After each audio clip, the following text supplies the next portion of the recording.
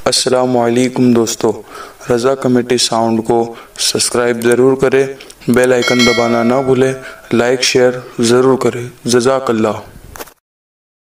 मैं अर्ज ये कर रहा था कि ऐसी हदीसें पढ़ने के लिए इन लोगों से कहो, बुखारी इनके मदरसे में भी पढ़ाई जाती है, इब्न माजा इनके मदरसे में भी पढ़ाई जाती है, मुस्नद इब्न रज़्ज़ाक़ इनके मदरसे में पढ़ाई जाती है, सहीह इब्न हिब्बान इनके मदरसे में भी होगी, इनके यहाँ भी होगी।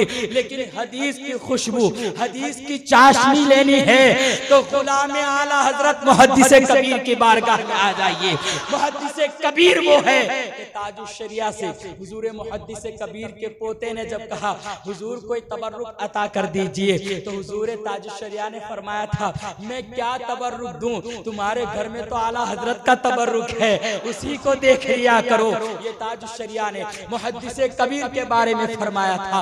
अल्लाह ने ऐसा इंतखाब फरमा लिया है, रसूल पाक सल्लल्लाहु अलैहि वसल्लम का ऐसा शहदा ही बनाया है कि हजरत मुहद्दिस कबीर 24 घंटा 25, 27 घंटा मैंने खुद देखा है कि जब आप कोई सफर करते, मैं एक सफर में साथ, बहुत सफर में साथ रहा, हुजूर मुहद्दिस कबीर की जूतियां सीधी करने की सआदत हमें हासिल हुई। अल्लाह फिर नसीब फरमा दे उनकी जूतियों में हमारी जिंदगी वही लिख दे। जरा सोचे हुजूर मुहद्दिस कबीर की शान वो है। लोग आज अंगुष्ठ नुमाई करने से पहले अपनी अंगुष्ठ के नाखून में फंसे गर्दो गुबार को साफ नहीं करते हैं, बल्कि मुहद्दिस कबीर पर उंगली उठाते हैं। जरा सोचे मुहद्दिस कबीर की शान वो है। मैं उनके घर में, उनके हुजरे खास में रहता हूँ। अगर आदमी दुनिया हासिल करना चाहे तो ठोकरों में हासिल कर ले। इतना होने के बाद भी आज भी मुहद्दिस कबीर के पास अपना कपड़ा रखने के लिए घर में अलमारी यानी कबाट नहीं बना है, उसी बैग में उनका कपड़ा रहा करता है। जरा सोचे तो सही, जब घर में बच्चे और लोग कहते कि अब्बा जी जरा अपना घर बनवा लीजिए, तो हुजूर मुहद्दिस कबीर फरमाते थे नहीं नहीं, मुझे तो मरना है, मैं वही घर में मरूंगा जो मुझे अब्बा जी ने दिया है। आज तक मुहद्दिस कबीर ने अपना घर भी नहीं बनवाया है।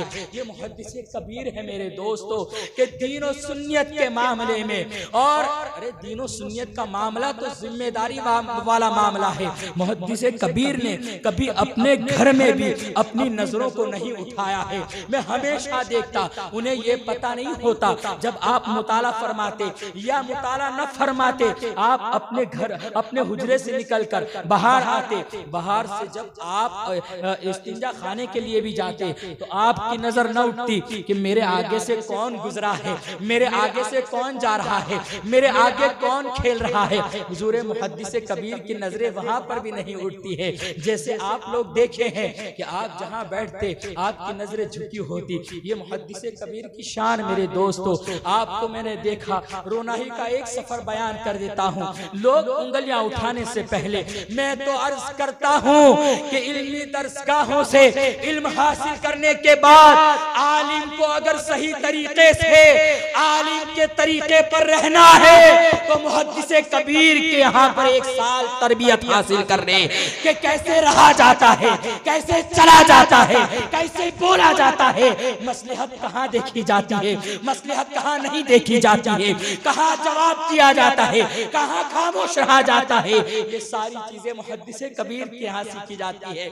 मैं एक फतवा लेकर हाजिर हुआ जो मस्जिद के ताल्लुक से था। मैंने लिखा, बड़ी मेहनत की, बड़ी जाफिशानी से। उसको लिखने के बाद मैं कदमों में बैठ गया। हुजूर मैंने ये फतवा लिखा है, मैंने कोशिश की है, नजरे करम फरमाए। हजरत ने पढ़ा, दूसरे बार पढ़ा, पढ़ने के बाद किनारे रखा और उसके बाद फरमाया कि ऐसा है, आपने उस दिन मुझे मुहद्दिस कबीर ने आप फरमाया, आंख से आंसू आ गया। हुजूर आपने मुझे आप फरमा दिया, फरमाते हैं कि अब तुम घर के हो गए हो। फिर हजरत मुहद्दिस कबीर ने फरमाया, हजरत मुहद्दिस कबीर ने उस फतवे को देखने के बाद रखा और फरमाते हैं कि मौलाना ऐसा है, इस फतवे के ऊपर सिर्फ एक जवाब लिखिए। ये जवाब आपने लिखा तो सही है, लेकिन मैं चाहता हूँ जवाब भेजा न जाए। मैंने कहा हुजूर जब आप फरमा रहे हैं कि जवाब तो सही है, फिर बोले कि यही है कि ये मस्जिद और मदरसे के ताल्लुक का सवाल है और उन्होंने ये बयान कर दिया है कि ऐसे ऐसे उसकी छत का सीरा है। लेकिन जरा अगर आप सोचिए कि नजाकत ये भी देखनी चाहिए कि सवाल पूछने वाले अपनी तरफदारी ज्यादा देखते हैं, इसलिए यहाँ लिख के भेजिए कि मस्जिद का नक्शा भेजिए फिर जवाब भेजूंगा। जरा सोचे तो सही आदमी की तरबियत कैसे होती है। ये बताया कि अगर वो आप, मैंने कहा हुजूर मैंने इस एतबार से लिखा है, मैंने एक नक्शा बनाया। फरमाया कि सही आपने बताया। बोले कि ये नक्शा तो सही बना है, लेकिन अगर मैं उस पर यह एतराज करूं कि मुहद्दिस कबीर ने दूसरा नक्शा तैयार कर दिया। फरमाया अगर ऐसा हुआ तब आपके जवाब का क्या होगा। मैंने कहा हुजूर करम फरमाया। मैंने यही कहा मुफ्ती साहब से कि हजरत ने फरमाया है कि यहाँ ये लिख के भेज दिया जाए। हुजूर मुहद्दिस कबीर मुझसे फरमाते हैं कि तकरीबन कभी भी हजरत मुहद्दिस कबीर आज इस उम्र में भी ये नहीं चाहते हैं कि उनके साथ कोई खादिम रहे। फरमाते हैं कि सहारा लेने से कमजोरी बढ़ती है, इसलिए मैं सहारा नहीं लेता हूँ। हुजूर मुहद्दिस कबीर जब भी फरमाते इशारा दे देते, फरमाते कि आज 2 बजे निकलूंगा, रोना ही जाना है। मैं समझ गया कि 1:45 बजे मैं हाजिर हो जाऊं। हुजूर मुहद्दिस कबीर बुखारी शरीफ पढ़ाने के बाद जब घर पर तशरीफ ले गए, खाना तनाउल फरमाए, नमाज पढ़े और आप रोनाई के लिए तशरीफ ले गए। मैं भी साथ में था। मैंने देखा हुजूर मुहद्दिस कबीर पूरे सफर में बैठे हैं। वहां पहुंचने के बाद उन्हें अर्ज किया गया हुजूर खाना रखा जाए या नमाज पढ़ेंगे। हजरत ने फरमाया कि मैं पहले नमाज पढ़ लेता हूँ। नमाज पढ़ने के बाद हजरत ने खाना तनाउल फरमाया। खाना तनाउल करने के बाद आप सोफे पर बैठ गए। सोफे पर बैठे उलमाए किराम मिलने के लिए आए। कुछ लोगों ने पानी को दम करवाया। कुछ लोग कहते हैं हुजूर लंबे सफर से आए, आप जरा सा आराम कर लीजिए। हजरत ने फरमाया नहीं, मैं आराम नहीं करूंगा, बल्कि अब स्टेज पर जाया जाए, तकरीर करके मुझे वापस निकलना है। हुजूर मुहद्दिस कबीर वहां तशरीफ ले गए। जब आप स्टेज पर गए, वहां पर भी कुर्सी पेश की गई, आपने तकरीर की। तकरीर के बाद उस वक्त मैंने हुजूर मुहद्दिस कबीर की आंख में आंसुओं को देखा है। हुजूर मुहद्दिस कबीर जब अपनी आंखों में आंसू आते तो बहुत जब्त कर लिया करते थे।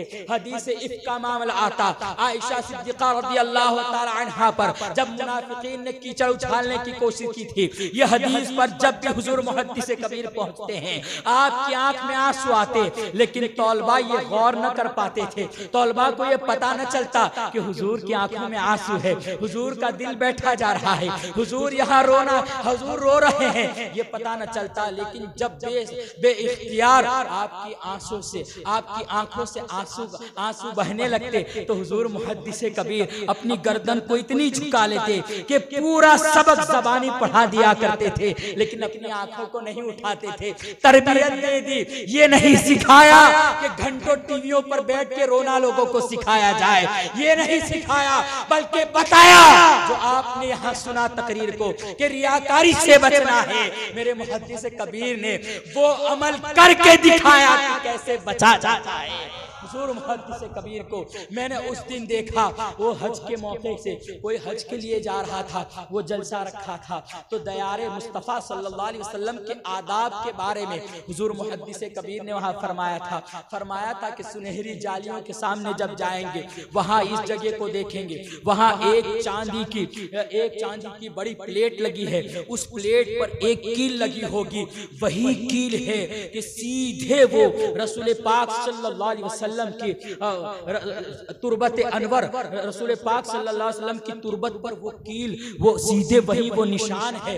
तो वहां जाए तो बड़े अदब से खड़े हो जाएं, अस्सलातु वस्सलामु अलैका या रसूलल्लाह के नगमे पड़े। तो हुजूर मुहद्दिस कबीर की आंखों से आंसू आ गए थे, वहां नगमा पढ़ रहे थे, वहां दुरूद पढ़ रहे थे, आंख से आंसू आ गए। जलसा खत्म हुआ। जलसा खत्म होने के बाद लोगों ने कहा हुजूर आराम फरमाए, फजर की नमाज पढ़ के यहाँ से चल देंगे। हजरत ने फरमाया कि नहीं, मुझे सुबह दरसगाह में पहुँचना है। हुजूर मुहद्दिस कबीर रातों रात वहाँ से चले। अब ये उम्र ऐसी नहीं थी कि 40-50 साल की उम्र थी, बल्कि ये वो उम्र थी, इस उम्र में हुजूर मुहद्दिस कबीर के सन पहुँचे थे। ये उम्र वो थी, हजरत मुहद्दिस कबीर 82 साल के हो चुके थे, उस वक्त का ये हाल है। अब वहाँ से वापस आए, जब फजर की अजान हुई हम घोंसी पहुंचे हैं। हुजूर मुहद्दिस कबीर ने फरमाया चलो हम फजर के वक्त तो पहुंच ही गए, आप गाड़ी में सोए नहीं है। जब फजर की नमाज घर पढ़े, मैं वहीं करीब मस्जिद में चला गया। फजर के बाद हुजूर मुहद्दिस कबीर तस्बीह व तहलील में मसरूफ रहते। थोड़ी देर तस्बीह व तहलील करने के बाद उधर से मुफ्तियाने किराम, जिसको हुजूर मुहद्दिस कबीर अल अशबाब व नज़ाइर का दर्स देते, वो किताब लेकर हाजिर हो जाते। हुजूर मुहद्दिस कबीर बैठक में आए, उनको दर्स देने लगे। दर्स देने के बाद अब ये नहीं है कि चलो रात प्रोग्राम में गुजरा है तो अब कमर सीधी कर ले। हमारे यहाँ तो ये होता है, एक दो तकरीर करने के बाद 4 दिन आराम हो जाए। अल्लाह मुहद्दिस कबीर को सलामत रखे, खैर आफियत के साथ उनकी उम्र में खूब बरकत अता फरमाए। हुजूर मुहद्दिस कबीर ये नहीं फरमाते कि दरवाजा बंद कर दो बच्चे ना आ जाए, ये नहीं फरमाते जाओ बाद में पढ़ा दूंगा, बल्कि हुजूर मुहद्दिस कबीर फरमाते हैं कि दरवाजा खुला रखना, कहीं ऐसा ना हो बच्चे वापस चले जाए। हुजूर मुहद्दिस कबीर के बारगाह में आए, मुसलसल 1.5 घंटा उनको पढ़ाने के बाद जब आप अपने हुजरे में गए, वहां नाश्ता फरमाने के बाद आप गए हैं तालिबात को पढ़ाने के लिए। तालिबात को पढ़ाकर जब वापस होते हैं तब भी आराम नहीं। फकीर कादरी वहां हाजिर है कि अब अमजदिया जाना है। आप मदरसे में पढ़ाने के लिए, यानी बुखारी शरीफ का दर्स देने के लिए वहां तशरीफ ले जाते। मैं हाजिर हुआ, मोटरसाइकिल पर बैठे, फिर वही बुखारी शरीफ में दर्स दे रहे हैं, फिर वही हाल हुआ। फिर आप घर आते हैं, मैंने देखा 24 घंटा मुसलसल गुजर गया। सोने की बात, आराम करने की बात तो बड़ी बात है मेरे दोस्तों, कमर बिछाने का मौका नहीं आया है। ये दीन की खिदमत का जज्बा है, ये मुहद्दिस कबीर की मकबूलियत आप जानते हो कि ये वो दो शख्स, ये दो शेखैन, ये शेखैन, ये दो बुजुर्ग ऐसे हैं कि एक तो अल्लाह तबारक व तआला ने जाहिर फरमा दिया कि जंगल में भी ताज शरिया चले जाए तो पब्लिक का ताता बन जाए, और मुहद्दिस कबीर को छुपा लिया है कि लोग उंगलियां उठाते रहे, लोग सोचते रह जाए कि मुहद्दिस कबीर की शान क्या है। मुहद्दिस कबीर की मकबूलियत सुनते हो, खुद हुजूर मुहद्दिस कबीर ने अदरी की सरजमीन पर यह वाकया बयान फरमाया कि 1966 में मैं अम्मा जी के साथ, वालिदा माजिदा के साथ जब हज के लिए जा रहा था तो मैं हजरत हाफिज मिल्लत उस्ताजुल करीम हुजूर हाफिज मिल्लत अलैहिर्रहमा की बारगाह में हाजिर हुआ और अर्ज किया, हुजूर मैं हरमैन शरीफैन की ज़ियारत के लिए जा रहा हूँ।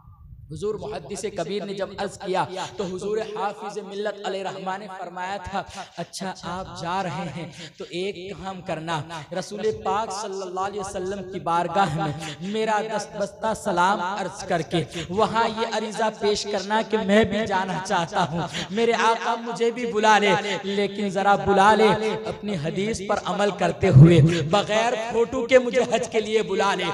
हुजूर मुहद्दिस कबीर ने तहदीस नेमत के तौर पर इसको बयान फरमाया। फरमाते हैं कि जब मैं वहां पर गया और जब मुझे हजरत रसूल पाक सल्लल्लाहु अलैहि वसल्लम के दयार की हाजिरी नसीब हुई, मदीना मुनव्वरा में जा गया हूं, न मदीना मुनव्वरा हाजिर हुआ, मैं सुबह सुबह उठता और गुस्ल करने के बाद उसके बाद मैं आबे जमजम और उसके आबे जमजम वगैरह पीने के बाद जब मैं वहां रसूल पाक सल्लल्लाहु अलैहि वसल्लम की बारगाह में जाता, बस एक ही लौ लगाता, या रसूल अल्लाह मेरे शेख, मेरे हुजूर, मेरे उस्ताद कारीजा या रसूल अल्लाह बुला लीजिए, बस इतना अर्ज करते, दुआ करते। अब हुजूर मुहद्दिस कबीर आला हजरत के सच्चे गुलाम कैसे हैं कि आला हजरत जब उस दयार में पहुंचते हैं तो मुसलसल 6 घंटा तक अस्सलातु वस्सलामु अलैका या रसूल अल्लाह के नगमे पढ़ते हैं।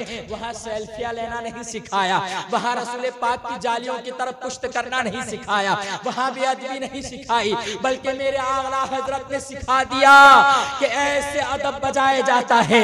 आला हजरत वहां खड़े हैं, अब ऐसे अदब से खड़े हैं कि आपके आंखों से आंसू जारी है। कहने वाले लोग कहते कि मालूम होता कि सुनहरी जालियों के सामने कोई नया खंबा खड़ा हो गया है। अब 1-2 घंटा नहीं बल्कि मुसलसल 6 घंटा तक आला हजरत अस्सलातु वस्सलामु अलैका या रसूल अल्लाह के नगमे पढ़ा करते थे। मुहद्दिस कबीर है, रसूल पाक सल्लल्लाहु अलैहि वसल्लम के दया प्यार में जब अपने उस्ताद की फरियाद लेकर हाजिर हुए हैं तो 1-2 मिनट नहीं, 5-10 मिनट नहीं, बल्कि मुसलसल वहां 3 घंटे एक ही दुआ किया करते थे। बिला नागा रोजाना जितने दिन वहां रहे दुआ करते रहे। अब आकर किसी को ये नहीं बताया कि मैंने यही दुआ की है, ये नहीं कहा है, बल्कि मेरे हाफिज मिल्लत से अब सुनिए वो क्या फरमाते हैं। उस्ताजुल उलमा हुजूर हाफिज मिल्लत अलैहिर्रहमा 1967 में उनका बुलावा आ गया। 66 में हुजूर मुहद्दिस कबीर वापस आए। 1967 में हजरत हाफिज मिल्लत का बुलावा आया और पूरे हिंदुस्तान में चर्चा होने लगा। हाफिज साहब जा रहे हैं, बगैर फोटो के जा रहे हैं, हुकूमत रोक नहीं पा रही है। जरा सोचे तो सही। अब हाफिज मिल्लत अलैहि रिजवान वहां से निकल रहे हैं तो मुबारकपुर में वहां गोला बाजार के करीब आप अपने हुजरे से निकले तो हुजूर मुहद्दिस कबीर उन हाजी साहब जो हाफिज मिल्लत से मिल रहे थे उनका नाम ले लेकर गिनती कराते हैं कि इतने लोगों से हाफिज मिल्लत ने इतनी भीड़ में फरमाया। लोगों ने कहा हुजूर ये आपका बड़ा बुलावा है, आप रसूल पाक सल्लल्लाहु अलैहि वसल्लम की बारगाह में जा रहे हैं और बड़ी आपका बुलावा भी बड़ी शान से कि रसूल पाक ने आपको बगैर फोटो के बुला लिया। तो हाफिज मिल्लत अलैहिर्रहमान ने फरमाया था कि ये तो मेरे आका अलैहिस्सलातु तस्लीम का करम है और मौलवी ज़ियाउल मुस्तफा की दुआओं का असर है कि आज मैं बगैर फोटो के जा रहा हूँ। जरा सोचे तो सही, जिसकी मकबूलियत और क्यों ना हो 60 साल की जिंदगी लोगों की गुस्ताखियों में नहीं गुजरी, हदीस मुस्तफा पढ़ाने में गुजरी है। क्या आज पूरी दुनिया में मुहद्दिस कबीर सिर्फ मुहद्दिस कबीर नहीं बल्कि मुहद्दिस आज़म आलम है कि उनका जरा सोचे तो सही, मुहद्दिस कबीर की वो शान है।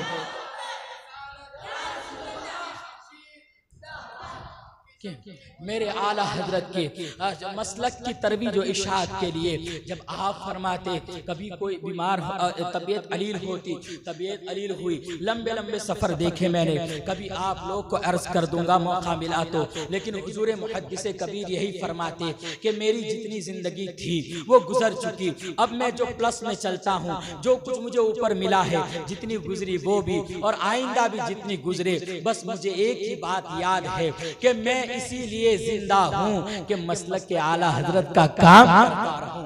ये मुहद्दिस कबीर की ख्वाहिश है, ये उनकी दुआएं हैं। हुजूर ताजुश शरिया अली रहमतुल्लाह रिजवान हुजूर मुहद्दिस कबीर पर कैसा एतमाद फरमाया करते, आप जरा गौर करें। इस वाक़े में भी मैं मौजूद था।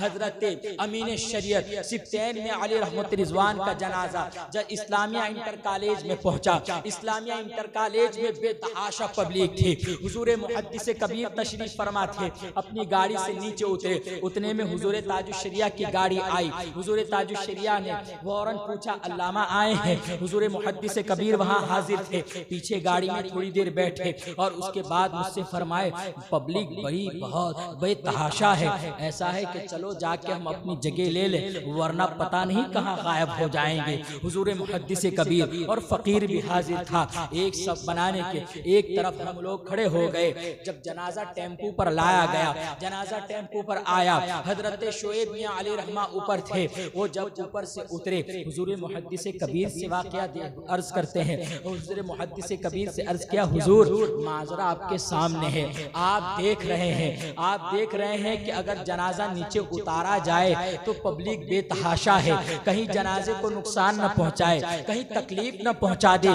काबू करना मुश्किल हो जाएगा। तो आप जरा बताइए अगर जनाजा ऊपर रख कर ही पढ़ा दिया जाए तो कहीं कराहत तो नहीं। ये जुमला हुजूर शोएब मियां अली रहमा का था।